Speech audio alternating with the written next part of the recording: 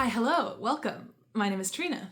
I wanted to give a super quick intro to this video before diving into the bookshop tour because tomorrow is when I am starting it off. My goal for the video is to visit as many bookshops in San Francisco as I reasonably can, but I also have other plans. I'm not driving into San Francisco for just the bookshops, and I'm going with some friends, so I may not be able to get them all done in one day, so I may go back. We'll see how long this video ends up taking me. It may end up being a while until I can go in and see enough bookshops to make a whole tour out of, but I have a couple that I'm really excited to check out. As always, we try to prioritize used bookstores or bookstores with good half-off sales, so if you're interested in used bookstores or cheap books, stick around. My goal with this trip is to buy fewer books than I did in the last bookshop tour. In my Bay Area bookshop tour, which I'll link above if you want to watch, I bought way too many books, way more than I need or can read. I was just so excited about it that I ended up going a little crazy. This time my goal is to be demure and mindful and to my wallet. And I'm gonna be moving again in the next month or so. Keep an eye out for that. So I don't want to be buying a ton of books that I have to haul with me. So that's the goal, and hopefully we get to see some really fun bookshops on the way. I hope you enjoy. The very first bookstore we went to for this bookstore tour of San Francisco was Books Inc. I think this is a San Francisco chain actually, but on this day I was just visiting the location that's on California Street. I love a 2-floor layout for a bookstore. It's a regular bookstore with mostly full-priced books, but they had amazing staff recommendation systems with a ton of really fun books being highlighted. A lot of books I've heard of and a mix of books that I've never heard of, which usually tells you if you at least like some of them, then you know the taste will probably mostly align with yours. They also had a massive fiction section, but the real highlight of this bookstore is when you head up to the second floor, that is where they keep their sales section. Now, I'm really picky with my cheap books. I need things to be like $7 or lower unless it's already like on my list of needs. But if you want new books, like brand new books in new condition for sale prices, then I thought this system was genius, especially if you're looking for like pretty covers of classics. They had several tables with just like gorgeous classics for great sale prices. Overall, it was a cute stop. And the people that worked here were really nice and wanted to give a lot of recommendations as well, which I thought was super sweet. Then from Books Inc. on California Street, we were able to walk down to the next bookstore with a brisk morning stroll to Green Apple Books on Clement. This is an even cuter neighborhood around this bookstore, so we made a couple of other miscellaneous stops at other stores before going in. To start off, the things I loved about Green Apple is they had this great little collection of sale books on the outside in these carts, and then on the inside it just keeps going. There is just no better compliment for a bookstore in my opinion than to say that it feels like a maze, and this place 100% felt like a maze. There were 2 different staircases to go upstairs, there were windy hallways that sometimes led to the next section of books and sometimes led to dead ends. This was one of my favorite bookstores of the whole tour, and it was actually the only place where I ended up buying something. I loved that this place had separate new and used categories for every single genre. So if you're only shopping for used books, you can focus on used books. And if you are specifically looking for new copies of books, you can check those out as well. If you're a sci-fi fantasy lover, I would definitely recommend heading up to the second floor first thing because that's where they're hiding their sci-fi fantasy section. And one of my favorite displays of this bookstore was they had a like 50 years of Green Apple book display, highlighting all of the releases from their bookstore, going back the full history of the bookstore since they opened. And it kind of adds to the vibe of this place as part of San Francisco's iconic history and how long that they've been in production and have been a part of this community. And I thought that was really sweet as well. I would definitely recommend checking out Green Apple. I know they also have a secondary location, but we just checked out this one today. Then after Green Apple Books, we had a quick stop for a Golden Gate Bridge view hike, and we weren't actually planning on doing any other bookstores, but I saw one more in the map, so we really quickly stopped by Blackbird Bookstore and Cafe down in Outer Sunset. Now, I really like this place. I didn't get very much footage here because it was so busy and crowded and I kept on getting people's faces more than I wanted, but the chai was amazing in the coffee shop portion. They had a massive, comfortable patio to sit on and enjoy your coffee and your books. Nothing crazy in the bookshop portion, but plenty plenty of like San Francisco specific book options. I really enjoy it when a bookstore gives off a super curated vibe. Like the managers picked out very specific books for who they are, for their readers, and I thought that was really sweet. After an indeterminate number of days, we were back in the city for round 2 of the Bookshop Tour. This round was specifically dedicated to the staples of any city's book life, the open late bookshops. We started the evening up in the city as the sun started to set with city lights, which is an iconic SF staple. And don't get me wrong, this place was iconic. I definitely agree with that.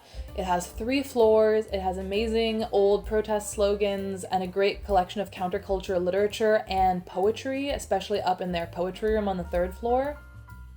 Me and my friends who were visiting just happened to currently be in our fantasy arc, and it took us like 15 minutes to find where the fantasy sci-fi section is, which is in the uttermost back corner of the basement. There is a fantasy sci-fi section. It is a great section, won't deny it. It was really cute, but it was pretty much all full price in this bookstore. No used options, no cheaper options. So not necessarily my type of bookstore, but I still do recommend you stop by here, especially if you're looking for more niche genres or counterculture literature, because their collection was really great. It's very San Francisco of them, for sure.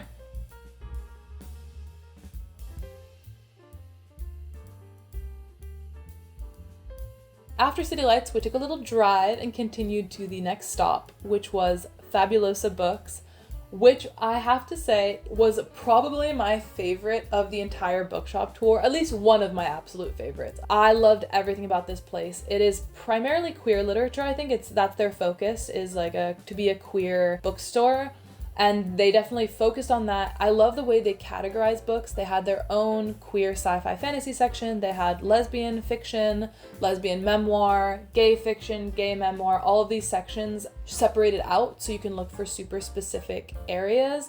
It also seemed like, no surprise, they had all of my favorite authors here, including Jeanette Winterson, River Solomon, and more.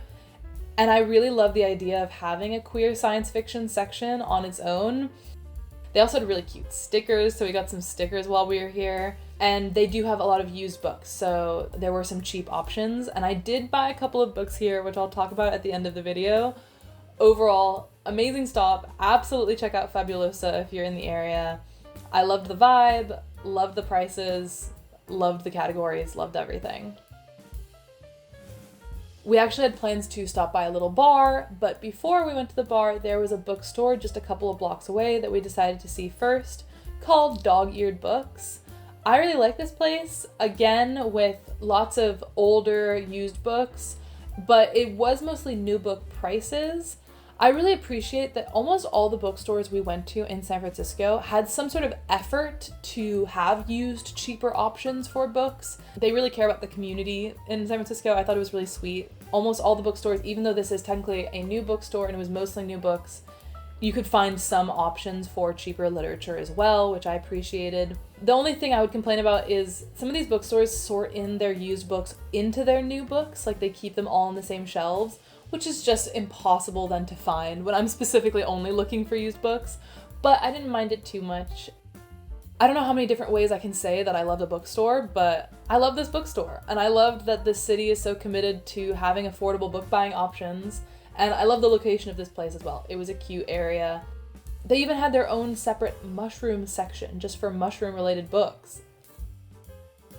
That finished our little trip to night bookshops. So if you're ever in San Francisco, you want a bookshop, but it's late night and you think nothing will be open, City Lights, Fabulosa, and Dog-Eared will absolutely come through for you. They were amazing.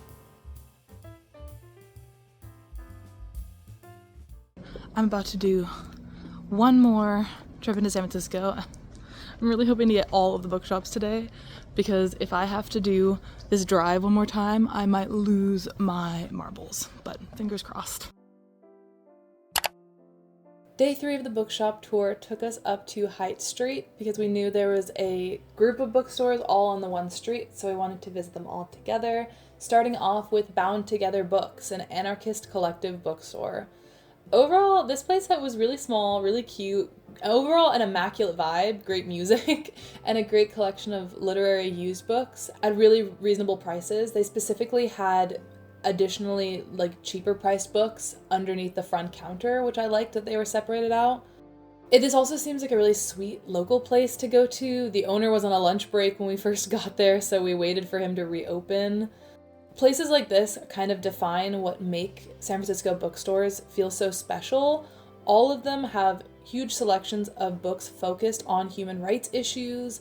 A lot of those books are specifically focused on the San Francisco city's history and San Francisco's history with human rights. And I love how much these local bookstores care about holding on to that tradition in both their publishing and their reading options. Continuing down Haight Street, after a quick banh mi stop for lunch, we found Borderlands Books. I was very excited for this one because it is a fantasy, sci-fi, horror-focused bookshop, which is my favorite kind. This place maybe wasn't as vast and as niche as the fantasy bookshop over in Berkeley, Dark Carnival, that I went to in my last bookshop tour, but this place definitely still had a great collection of sci-fi fantasy books. I think in general, I saw a lot of my favorite sci-fi fantasies that I haven't been able to find in regular bookstores here. So if you're looking for something sci-fi fantasy focused solely and looking for very specific, more niche options or covers, then this is absolutely the place to go. I loved their setup. Honestly, at this point of the bookshop tour, my eyes were kind of glazing over by all these books, so I didn't really find a ton of books, but my friend bought a signed copy of Model Home here. I already have a signed copy of Model Home, it's a favorite, so it was a total win for her to find another signed copy, so now we have matching signed copies. And honestly, any bookstore where River Solomon pops up is a bookstore where I want to be.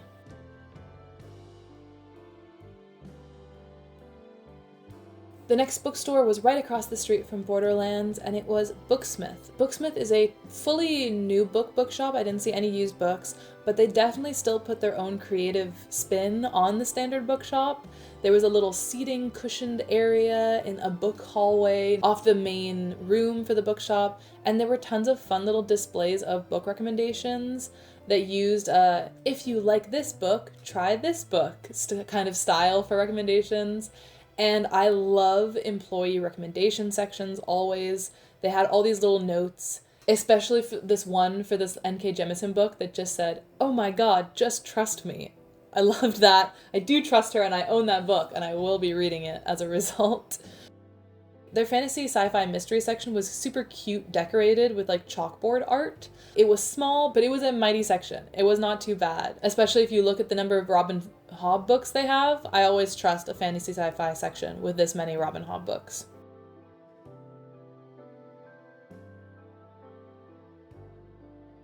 And then on our way out of San Francisco, we made one final stop for the tour at Bird and Beckett's Books and Records.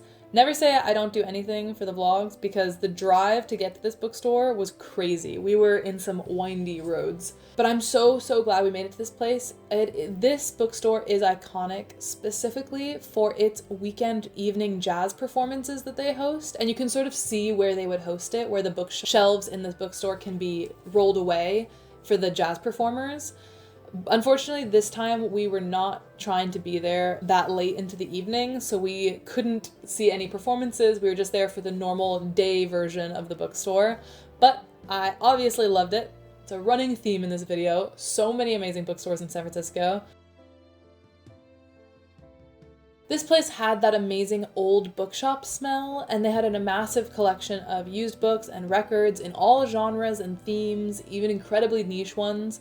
The only thing I'll say is that the used sci-fi fantasy section was very itty-bitty, just 2 side bookshelves with maybe like 40 books total, but the fiction section was so glorious that I was not too upset about it. This was the last stop on the bookshop tour. We headed home with our books and our collections, which I'll talk about in the wrap-up of the video. Thanks for joining. We're back! Woo! That took a few weeks of weekends going to SF. It's a bit of a drive and there's traffic, so I only go on the weekends. Yeah, I'm really happy with all the bookstores I saw. I am also really proud of myself. I only bought 3 books, so this will be a really short haul. I loved all of those, and I love a used bookstore. If you have any other recommendations for used bookstores in SF that we didn't get the chance to go see, let me know. I'm sure there's more, and I'm sure I can find more if I went on different days. Here's a note for you. Going to used bookstores on the weekend, I feel like I found the least books that I want because it tends to be much busier, so the good stuff tends to already be gone. So that's just a word to the wise there. But I did want to talk about the books that I decided to buy. I ended up buying 3 books, starting off with one that I might actually donate, we'll see. I bought a copy of A Memory Called Empire. As you know, on this channel, I read this book last year, really loved the duology of this one and A Desolation Called Peace, really enjoyed them. So when I saw it for, how much was it, $5.50? I was like, $5.50, that's such a deal, let me grab it. And I've just now realized, coming home, that it has a big taped rip on the back, and it doesn't really make a difference. I don't mind a damaged book, but it did kind of take the wind out of my sails. I got much less excited after realizing that, so this may end up being something I leave in a little library or give to a library sale or something like that, but still fun to find it. And I'm not opposed, it's still perfectly readable. It's just that when I really love a book and I want a copy of it for my shelves, then I usually want it to be a nice copy. Sorry, unfortunately, I'm a little too wrapped up in aesthetics. I know, it's bad, but I do still recommend this book, though if you haven't read it, I had a whole reading vlog reading this, so I won't talk about it too long, but it's a kind of an epic sci-fi novel with some mystery elements about an ambassador for a space station going into the heart of a galaxy-large empire and trying to investigate the murder of her predecessor. So if that sounds interesting to you, you should pick it up. And then from the same bookstore, I found a book that I think is beautiful, and that is The Powerbook by Jeanette Winterson. I think I've also mentioned on this channel before that I really love Jeanette Winterson as an author. I love her writing style. It really works for me. So when I was in this bookstore, Fabulosa, that specializes a lot in queer fiction, I went over to the lesbian fiction section because that's where Jeanette Winterson is. And I found this edition. I ended up paying a lot more than I probably should have for it because it is a signed edition. Ignore the fact that it's addressed to Renee. I don't know who Renee is. Maybe I try to wipe that out at some point. But it's Jeanette Winterson's signature, which I thought was so cool. And the book itself is a beautiful cover if you look at it with these flowers and everything.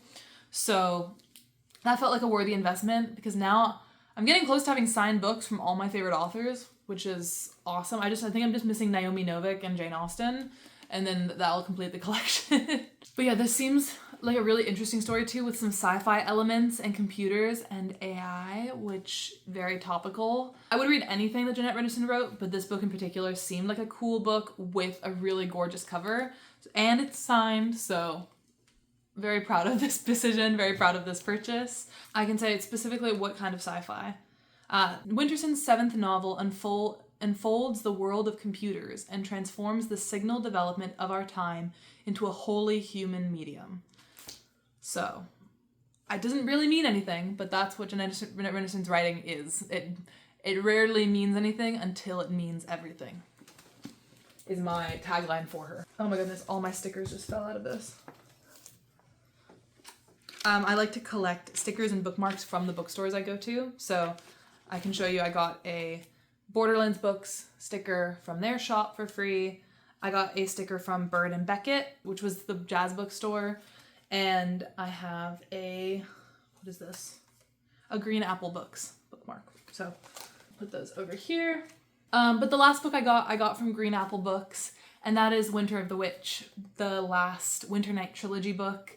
Last spring when I was in Norway, I read The Bear and the Nightingale, which is the first book in this trilogy, out in a blizzard in the snow, and I thought the ambiance for that was so perfect. So I've been saving the second book, The Girl in the Tower, which I already bought, and this book, the third book, The Winter of the Witch, for this winter when I go to the snow again. So I think I'm going to end up reading both of them then, and that is my reading plan. So I was really happy to find this edition for only $8 at Green Apple, and it's in perfect condition, other than a smear of avocado I just left on the back. And then that completes my collection of the trilogy. I own this whole trilogy in the physical copies. It's not like an absolute favorite of all time, but I do think it's a great like snowy winter book. So I'm really excited to pick up book 2 and 3, and I'm really excited to own all 3 of them, and I'll have them all together in my bookshelf, and it'll be really nice. So I'm excited for that. But yeah, that is my book haul for this bookshop tour.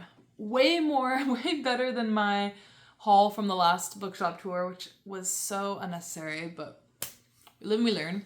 And part of my goal in 2025 to buy fewer books and only buy cheap books or signed books, you know, the 2 options. And so I'm really happy that I've already committed to that, and I'm already doing better about that.